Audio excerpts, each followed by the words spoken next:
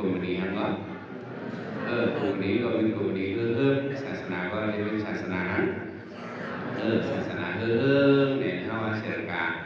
เขาเลยมาเพียวจิมันไปนั่นเนาะว่าจะมาใส่ใส่คอมาหรือใส่กันไหนนะผู้ว่าก็หนักที่ก็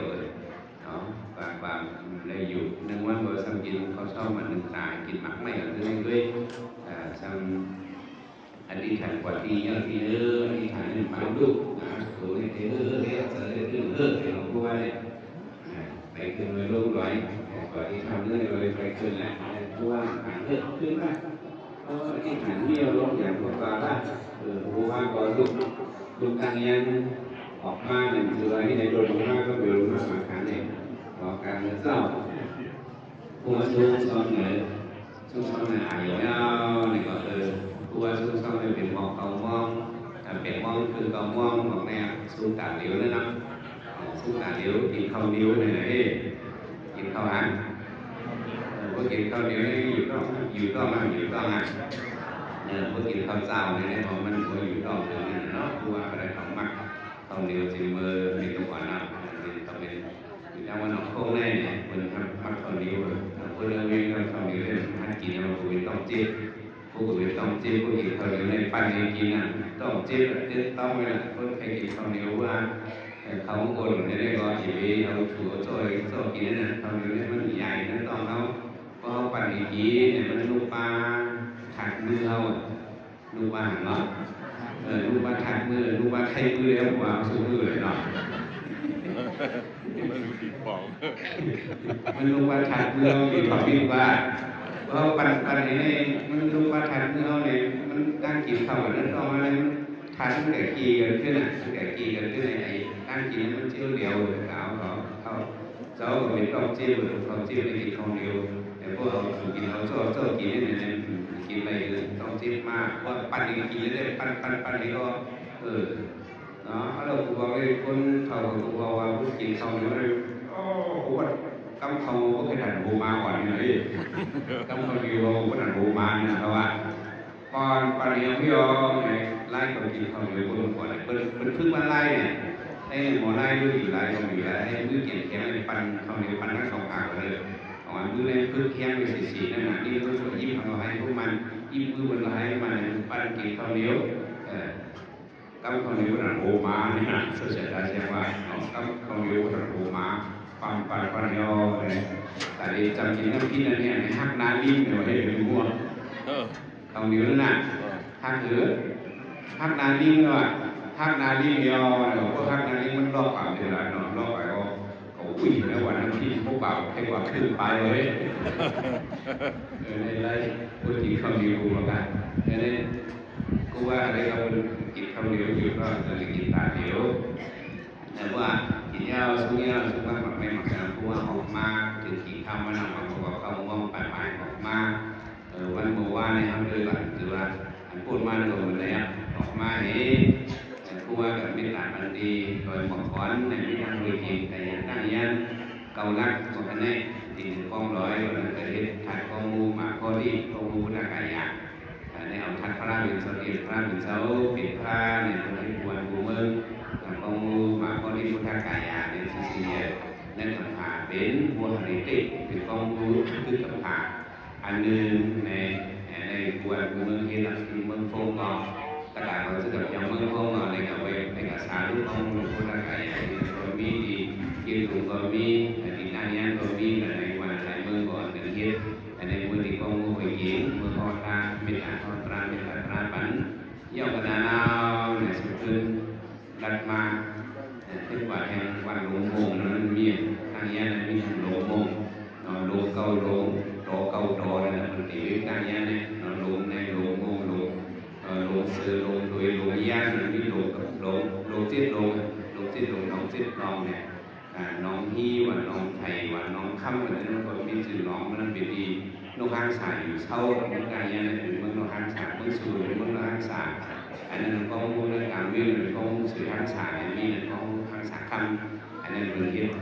คือการยันเราเนี่ยเมืองการยันคือจัดเขตเนี่ยอย่างเมืองการยันการมาโลกเราอย่างยิ่งได้อย่างยิ่งเนี่ยเมืองการยันการมาโลกนับ บางลงในยันมึงตั้งยันกันนี่ล่ะฮะบางกันเลยมีอย่างนี้ว่าตัวนั้นมีอะไรอยู่มีว่าเป็นทางจะเขาจะสู้ข้ามเป็นวายาเถิดมึงตั้งยันเถิดลงนั้นมันเป็นหมอฟ้ามีมะนาวเอาสิ่งอย่างในห้องฟ้ามายาเถิดมึงตั้งยันท่านได้แต่เหมือนโลกเนี่ยนะวงที่ว่าสมสุขที่ว่าข้างห้องน้องยิ่งเล่าเนี่ยนะเมื่อกี้นั่นเลยสมมติตามเดียวไปเลยเขามาถามมาสิเขามาถามสุดท้ายจะได้รู้ว่าใจเจอมาในการมาดูไม่เจอที่ท่าใช่ไหมเจอโฉมันหัวมันน้อยขอไม่กันเนาะขอเป็นการมาลงเขียนก็แบบว่าทำชื่อหรือว่าชื่อขอในการเนาะท่านจะทำให้เราหลุดช่อนะชื่อไล่เนี่ยบอกว่ามันยังจะพูดลงเราทำไมถึงว่าสามีไล่ขาในจะเรียกถึงเรียกอะไรเป็นมีเจตุวันจ้าไหนวันวันนี้ประมาณตอนนี้เกิดเลยตอนนี้เกิดเลยตอนนี้ลาอิงกาเขาไม่กินข้าวเนาะไปเลยเชี่ยวหัวอะไรที่อยู่ที่ร้านก็เลยว่าเดี๋ยวเจอไปกินข้าวไว้ให้ตอนนี้เกิดเลยตอนนี้ลาอิงกาอุตุจาระเวข้าวจาสามีมีอะไรวะสมมติถามว่าเมื่อเป็นตัวเลขสารสติทำไมเนี่ยจิตหรือว่าอะไรมันรู้จะนิ่งเลยจะนิ่งลายเองการพูดจะได้ตอบจากมันรู้อย่างมันต้องหันมันต้องจันดีเลยว่าต้องจันดีวันเดียวต้องไหนวะต้องจันดีเลยว่าถามมาก็มีก็ในจีฮันในแต่มันจีจะสั่งนะก็มีก็ในจีฮันกับว่าหมู่ค่ะเกิดวันเลยเกิดวันการเกิดวันเลยเกิดวันหรือม้วนเกิดวันหรือล้านนี่มันพูดจะนิ่งหรือเด้งล้านชาวพุทธว่าสามีจะก็เลยในวันนี้ออกไปวนอ่ะก็ได้พวกผู้ในผู้มีก็มีเสน่ห์นะผู้มีสุ่มด้านหน้าผู้มีสุ่มด้านข้างผู้มีสุ่มหัวมู่ใครโยกสั่งมาจะไหนนะผู้มีมีเสน่ห์เนี่ยเขาบอกว่าจิตรู้ว่ามันรู้ว่าผู้จะดีกว่าได้ผู้หันว่าสั่งข้างไหนเจอวิธีหางรู้ว่าหางเสน่ห์เห็นไหมเจอว่าจะสั่งก็มีอะไรเจอว่าเจอดีฮะเจอดีครับพูดเสร็จดีก็ธรรมะสามีเลยจับประเด็นวันไหนเนี่ยทีนี้จะพูดธรรมะสามีเป็นวันอินกาเลยเป็นวันนะพูดเลยเดี๋ยวว่าแต่อะไรกันนะเนี่ยเข้าขายในเรื่องพวกค้าตั้งรูปก่อนก็ตั้งหลักก่อนก็แก่เข้าขายในเรื่องเป็นไม่เมื่อว่าข้างมาในเขากับการทำวนรองตัวเอาไว้ในเปิดทางอย่างเขาพูดก็พูดจ้าเขาหลุดมันจะเขาหลุดตัวเขาเนี่ยนะเองเขาหลุดตัวเขาอะไรก็สู้ธรรมะดูเป็นมาเยอะเลยวิธีการหนึ่งมันจะยังแต่ลองเพิ่งมันตั้งเขาหนังจะเป็นคนติดตั้งเหมือนกับลองเพิ่งเขาจะสู้คำเราจะพูดได้สิได้ในกว่าจะแข่งขันได้หนักมันจะกว่าเนี้ยเนี่ยมาขึ้นดังรายการเนี่ยมาเอาเงินอเมริกันไปเงินอะไรมาเอาเงินอเมริกันนะนี่เป็นเงินอเมริกันในการเงินปากโดลาร์เลยปากโดลาร์เนี่ยพอที่อยู่ว่าเงินเป็นปากเนี่ยเงินเราเนี่ย40,000 ใบหรอ40,000 ใบหรอเนาะ4,000 ใบหรอแล้วเงินเป็นปากโดลาร์เนี่ยเงินเมื่อเราเนี่ย4,000 ใบการ2 เฟืองกันนะเงินเป็นปากโดลาร์เนี่ยเงินเมื่อเราเนี่ยกู้อ่านเสียนว่าเนี่ยมันอย่างนี้ไม่เข้าเขาอ่ะนี่ไม่เท่านี่เป็นเงินอเมริกันเลยปากโดลาร์เลยเนี่ยไม่เท่าเขาด้วยกันโตอยู่ต่างโหอยู่ต่างโหคนใต้สถานอยู่ต่างโหได้ที่ละแต่ไม่เท่าก็มาไม่เท่าโอ้เงินมีการค้าในยอดยังมันในฟองไม่เหมือนกับเพียงอยู่ในห้างนี้จ้ะกันก็ขาดเจ้าจ้างเขาคานไม่เอายอดบุญโหมเอาคานในยอดเอาไว้ปากโดลาร์ยังไงเงินมือมาแน่นอนปากโดลาร์ได้เป็นการร้อน4,000 ใบเจ้าผู้มันต้องเหมือนมีลูก4,000 โลนี่เราปากโดลาร์ไม่เท่านี้ว่าเราได้เพราะว่าอ่ำปันในก็สัมปีไม่ทำว่าขย้อนบุญโหมนะก็ไม่ได้ทำเองเนาะขย้อนบุญโหมข้าเจ้าหมาเหมือนในเต้เนี่ยเจ้าผู้ว่าผู้ปากโดลาร์ได้ก็มีน้ำได้เนี่ยว่าเจ้าผู้หยาดเลี้ยเลยเป็นเจ้าหยาดนะเนี่ยคนเป็นเจ้าหยาดทำอะไรไม่ได้เจ้าหยาดอ่านสวดกำ cái một cái việc tiếp ra mìnhจะthông thổออกมาไม่ออกปันนี้ก็มันว่าเตรียมเป็ดใจหรืออะไรนึงเตรียมเป็ดใจอะไรไม่ออกนี่น่ะมีการนั้นมันมีหางก็หูก้นมีอย่างวะมีหางก็หูก้นมีหางก็หูก้นเลยว่าจะดูอันนั้นเป็นก็หูก้นตายหูไม่ว่าก็เลยเนาะคนตายหูคนเดียวกูไหวไม่ว่าvì ông lần đây có trái vấn đề vì là cái chân em đang tính cái lý cái kề vào đây nên sang mi nó thổi sang mi lên mương xì hồ mương hàng á mương xì hồ này thì mấy người làm mi ba con mùi này mi vàng á mi ba con mùi mi ba chiều keo đấy anh ấy bia đấy này mà anh ấy đây cái mi cà phê bia đấy anh ấy phải cái này cái đồ là tôi vừa nói cái này cái bài nhỏ miêu kỳ thế và thử có dạ hiểu thử có dạ hơi léo yên có hơi bàn tay có hơi dạ hơi hơi sẵn thì hâu phải hâu hơi bị sọt phải quên coi gì là sọt hâu lột sọt đang sọt phải nó thử có dạ hơi léo bàn tay có hơi hâu lột một vòng sợi thế này hâu thì sẵn thì hâu để lại một đôi sụt hâu để hâu để lại một chung chung này nọ người ta cạo thấu này còn cái ma bơ như này còn người ta cạo phải đi qua côเขาเลยเปิดหูnày đi qua anh khuมาชื่อเขานั่นแหละสองถึงห้าหมื่นนะคือไหนขนาดที่เราก็มีมูลกุศลเนาะขัดเสนาเหมือนกันสีหนาวเหมือนกันนี่ได้เปิดหูไหนก็เพิ่งกันถูกกันเลยมันเกี่ยวขึ้นอยู่จากการจัดประมาณเรื่องนึงเนาะประมาณวันข้อนี้เนี่ยมันก็รีต้องวันเรื่องนี้พิสูจน์ปันตุกข้าวันนี้เนาะพิสูจน์ปันตุกข้าเนาหาตาพิสูจน์ปันตุกข้าเนาหาตาพิสูจน์ปันเนี่ยมันเรื่องของว่าเขาตุกข้าในสิ่งใดก็พวกเป็นพูดไว้เอาเป็นเนาหาตาเนี่ยไว้ไม่ขึ้นเป็นอันนี้คือโคเวแต่ขาเขาบอกเนี่ยเขาอ้วนด้วยเพราะว่าเจ้าเก่าในมันบอกในทุกข้าอยากฝืนใจเขากินยินทานน้ำตาลงน้ำตาย่อยด้วยด้านไหลพวกหันปีไหวด้านไหลพวกหันนอกมีอะไรสั่งอย่างเป็นมากเพราะฉะนั้นทุกข้าก็เลยตามทุกข้าในรัฐฐานมากกูก็จับจัดนี่แหละทุกข้าที่นั่นเลยแต่เดี๋ยวขึ้นมาใครด้วยล่ะจะเอาใครเอาโขยใครที่สมัยทุกข้าหนังหาตาหนังบอกว่าเขาหลุดของเสือซึ่งด้านทุกข้าในมันมีสีมันจะพูดอะไรอยู่ได้การเป็นอะไรเนี่ยเขาหลุดได้ยืดแทงอีกปุยเขาหลุดของเสือนั่นเนี่ยมันซึ่งพูดกระถางเรากับเข้ากันกับทางในเราไม่รู้เหมือนกันเนาะเพราะนั้นถึงมาในคนทุกข้าที่รู้ทุกข้าดีใจเขาหลุดของเสือพิสูจน์ทุกข้าหนังหาตาวัยมาได้ก็หรือเส้นในเนี่ยพวกขึ้นใครดีกันได้ไม่ได้เป็นรองอันดีเทคโคไว้ผมอันดีเทคโคได้ขึ้นเป็นรองชื่อใจเขาได้ขึ้นพวกหมอย้อนใจได้มันชื่อใจแล้วทุกมาเท่านั้นเนี่ยก็มันเป็นรองดีเทคโคไว้ก่อนเลยนะมันก็พูดไปยังผมพูดย่อก็มันก็ย่อกว่าเท่านั้นนะเขาหลวงพ่อด้วยนาด้วยหลังด้วยนาหันหลังอยู่ด้วยเอาvà cầu đây tôi khai sẽ vừa để có hiểu cái soạn anh vừa trúc xì hâu nắm xì hâu có mi răng nằm mò trong mi làm mi anh hôm nayอยู่ในความเบื้องต้นนั้นเองเฮาในอีเบื้องวิทยาการเข้าใจมันจะได้จังอยู่ในว่าในโรงการโครงการในวิทยาวัตถุเก่งนำมาทำนั้นสิ่งที่ในพวกมีให้เข้าใจ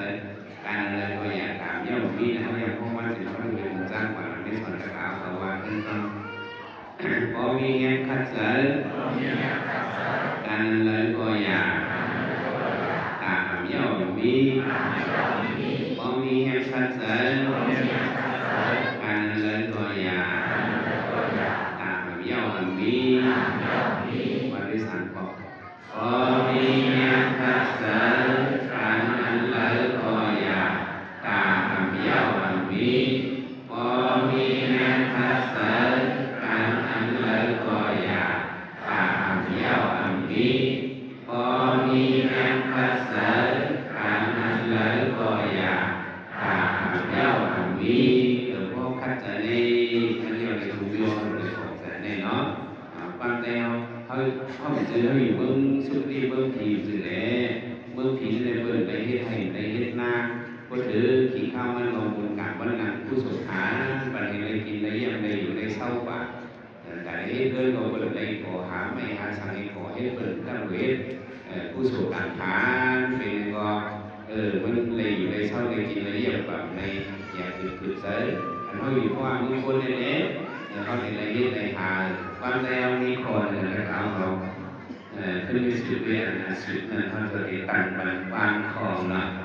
วันเสาร์เนี่ยก็จะไว้นะครับขึ้นไปบางสืบนั้นน่ะจะรู้ไว้เงี้ยน่ะถ้าเป็นความเสี่ยงที่เราเอาบางโลบางการเนี่ยเนาะตีมือเบี่ยงขาก็อันสืบมาวันตีมือเบี่ยงขาก็ตีมือเบี่ยงขาก็อ่ำห้องกันไรถามว่าเรื่องสั่งกันตีมือเป็นขาก็อ่ำห้องกันไรตีมือเป็นขาก็อ่ำห้องกันไรตีมือเป็นขาก็อ่ำห้องกันไรอันนั้นห้องกันอะไรเนี่ยมันจะมีเมี่ยงมันจะเขาในหาเรียกสั่งหาบอกเห็นนี่ตรองเราเรียนตรองกับตรองมันเป็นสาวเขาในใครเอาผูกตีมือเป็นขาต้องทำให้ท้องเอาผูกเอาผูกรู้ก่อนยิ้มนะก่อนหรอเอาผูกรู้ก่อนยิ้มนะบางคนเรียกเขาต้องเอาผูกนะยิ้มเตะกับนั่นเตะให้ละแล้วมันเป็นตอนสอนห้องตีมือเป็นขาต้องเปิดห้องกันไหนมันปานแล้วถูกแล้วที่สุดอันเสียมึงบุญเดียวมันนะที่ดูในทางรอบของห้องปลายนั้นก็ไม่ตีนเหมือเหโซเหต้อมเหเนี่ยเขาอยู่จ้องกันนั่นน่ะตัวขันเท้าเนี่ยผัดกันไปรู้ต่างๆมันก็สืบกันเลยคนในสีมันอินเทอร์เน็ตเนี่ยพอกับกันเนี่ยสืบกันไม่นะทำไมไอตีเน่ไอมือเอ๋ไอโชว์เอ๋เขามากูกันว่ามือเนี่ยว่าไอตีเนี่ยว่าไอตีเนี่ยว่าไอต่อเนี่ยไอปุ้งเนี่ยเขาว่าเนาะไอปุ้งไอต่อเนี่ยเหี้ยเนี่ยว่าเขาจะได้เลยขาเลยมันจะไล่ไหมวะที่เห็นเขาเรียนตีเลยก็ว่าต้องไปเลยตีเลยอย่างกับบรรลุไหมวะสำคัญคนตะขาวเขาต้องไปตีเลยอย่างแบบนั้นสองพยัญไอ้ต้องแต่เขาโอ้กำลังอย่างกับใครยาก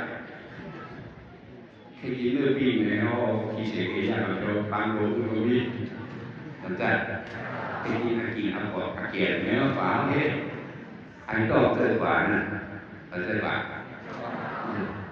เจอตีเนี่ยเขาไม่ได้ยุ่งยากเยอะแยะกว่ามันเมื่ออันนี้ก็จะติดมันผิดต้องในห้องอย่างที่มันเขาได้รีบประดุเนี่ยว่ามันจะตีมือเลยถึงข้างแล้วรีบประดุเฉยประดุไหนสุกก็ว่าไอ้สุกไอ้คิวไอ้นี่หรือเนี่ยว่าเจอก็เสร็จแล้วเขาจะได้เยี่ยมมาเลยดีกว่าคิวนี่คิวเยี่ยมไปลีนก็เลยขึ้นบรรทัดกันลีนนี่นะเป็นโจทย์ขึ้นนะเขาขึ้นมอนั่นน่ะลีนนั่นน่ะโอ้เลยกับขึ้นการสู้น่ะลีนเลยขึ้นมันไปมันเมื่อคุณอ่ะใช่ไหมสื่อหรือข้อว่าเขาก็เลยขึ้นไปเลยว่าเขาจะฟ้องกันตีนมือโซ่เลยนะฟ้องกันเขาได้ยินอะไรให้อยู่ที่ไทยหรอกอยู่ที่ไทยเลยอยู่ที่ไทยหรอกเพราะมันตรงกับว่าก็ชีวิตมันกว่ามันหนีการนั้นมันคุยเยอะมากที่ในชั้นเสรีเนาะ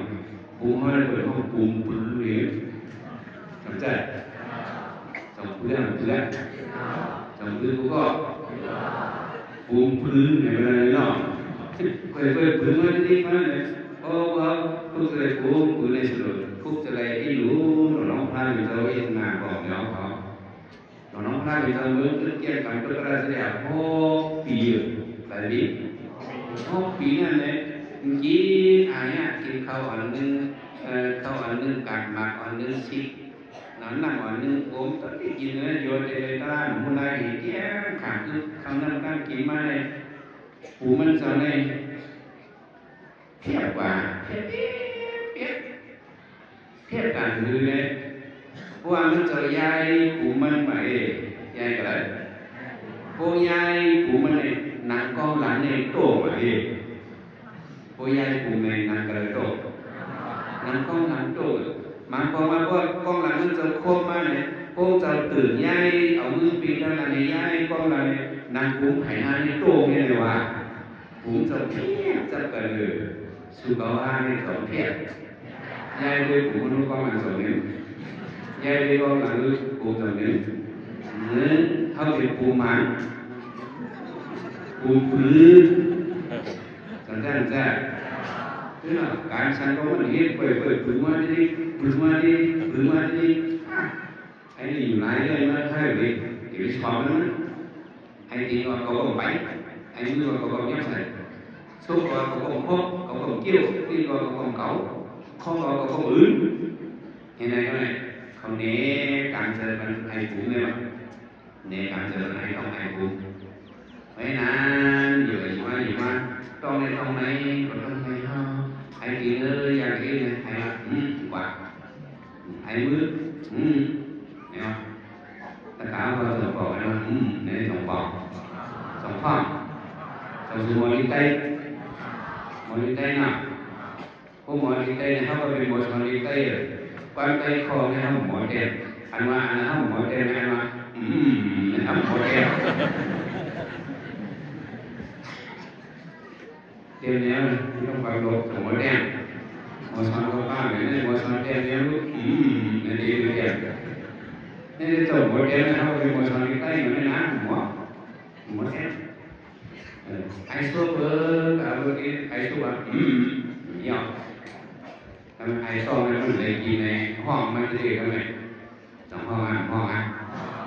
bốn đồng tất cả có hoang này được hoang xí mua à được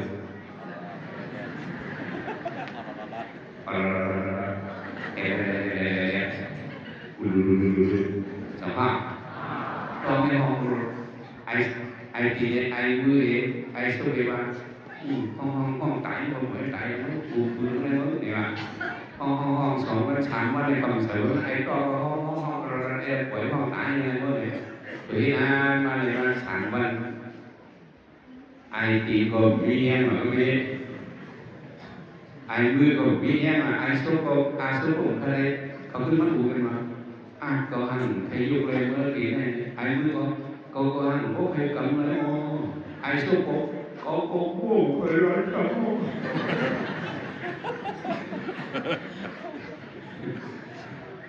ไอ้ต่อมาสุดแทนมันก็นั่นเลยนะสุดท้ายมันก็อยู่ไรก็รู้ไอ้สุดแทนว่าเป็นนั่นก็เลยคือเอ๋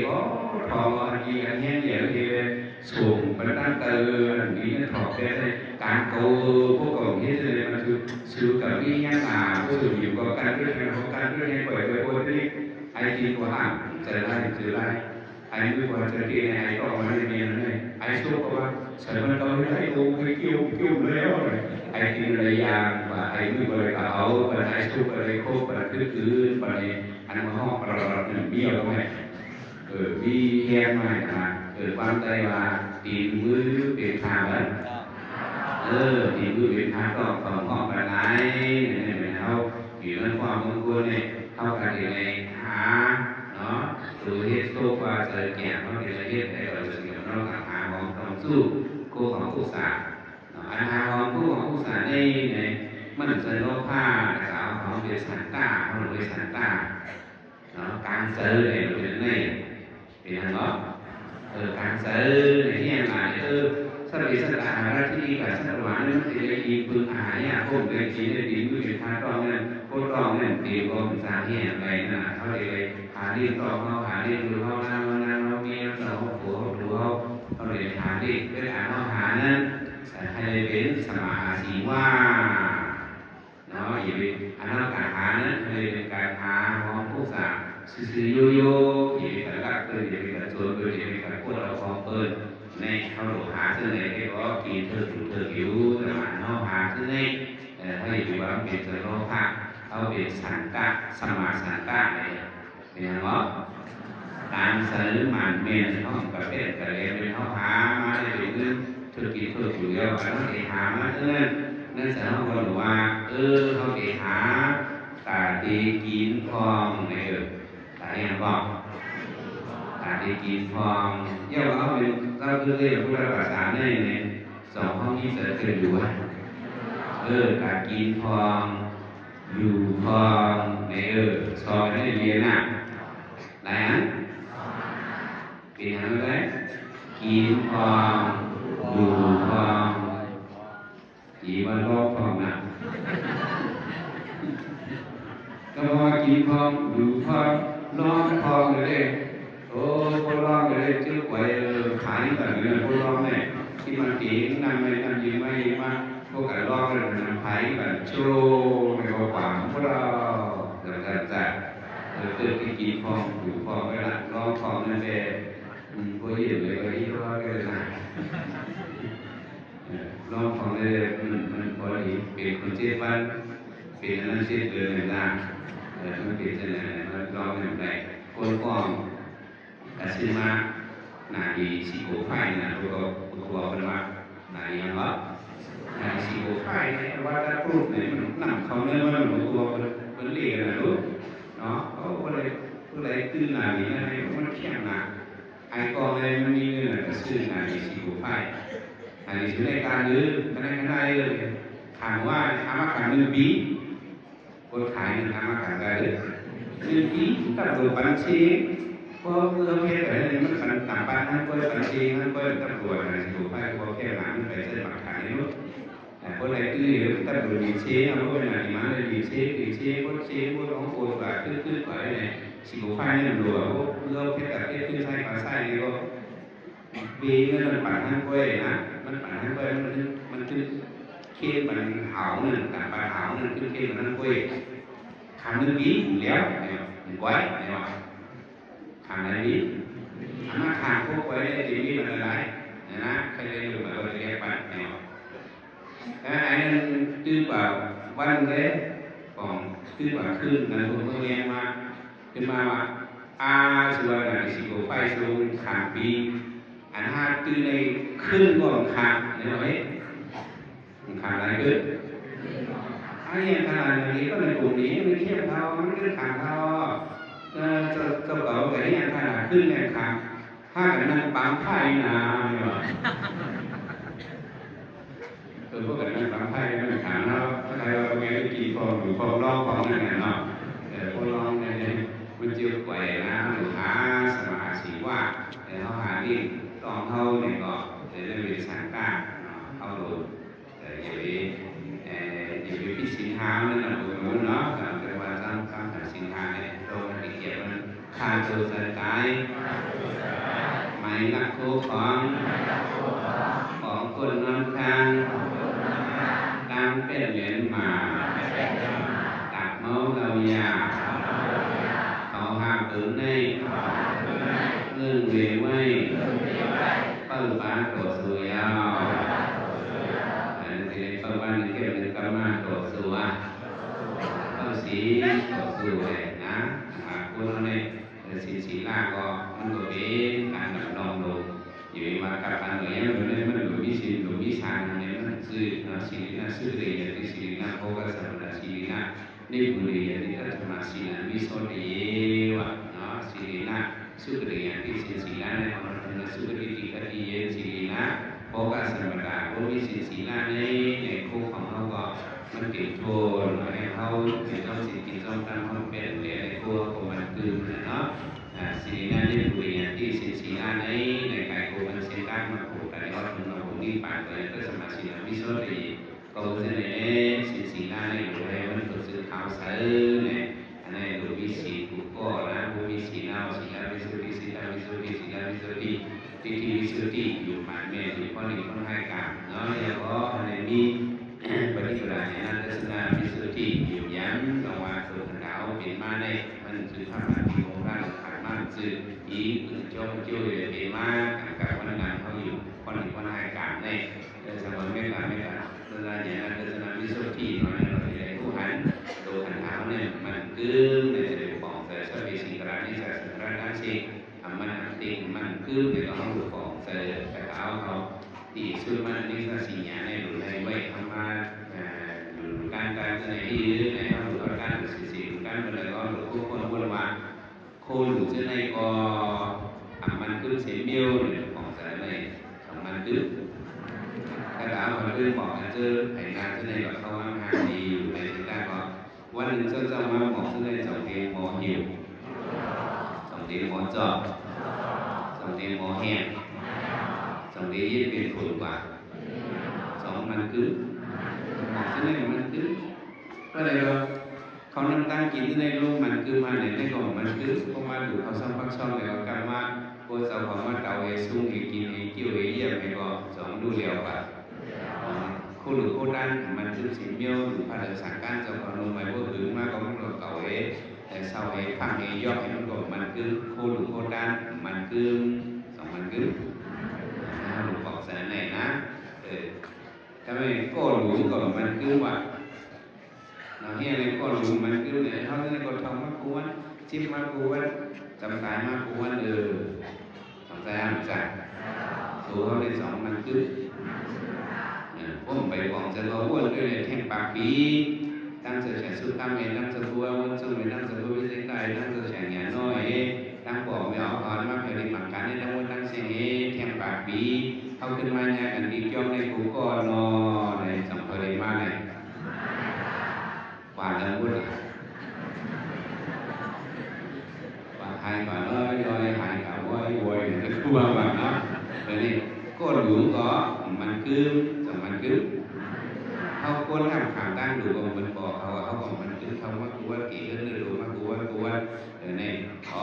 ให้ตั้งดูตั้งกลางเขาอยู่กับเจ้าในเนาะกูดูว่ามันคือก็ดูว่ามันคือก่อนทำข่าวตั้งดูว่ามันคือสมัยสิงห์รานี่สิงห์ราเนี่ยมันติงน้องแต่ว่าแต่เขาอยู่ด้านเจ้าในสมัยสันดาราคิดีกาสวัสดิ์ดังเชนเลยอิงคุณอาราเนี่ยเสียเสาเขาสังกัดเสาเขาเลยกินชุ่มให้เหตุการศาสนากว่าที่ผู้สูงว่าเนี่ยเขาแถมสวยปากมีเขาเจอในคาถาของมาดีในของมาแถมสวยพัวมุนซุ่มเนี่ยของมาของตะลางมาหาผมเป็นหางพัวมุนซุ่มนี่ก็อันนี้เป็นการมีผู้สูงเนาะก็มาจากไหน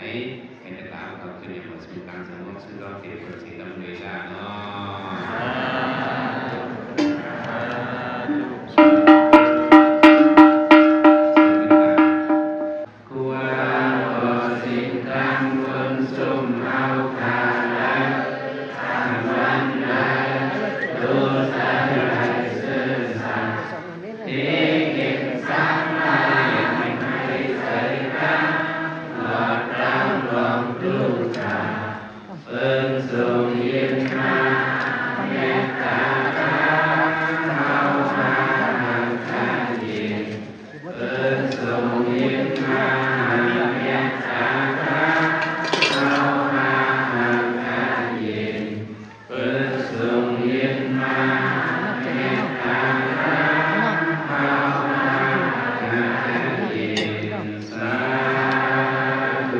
สา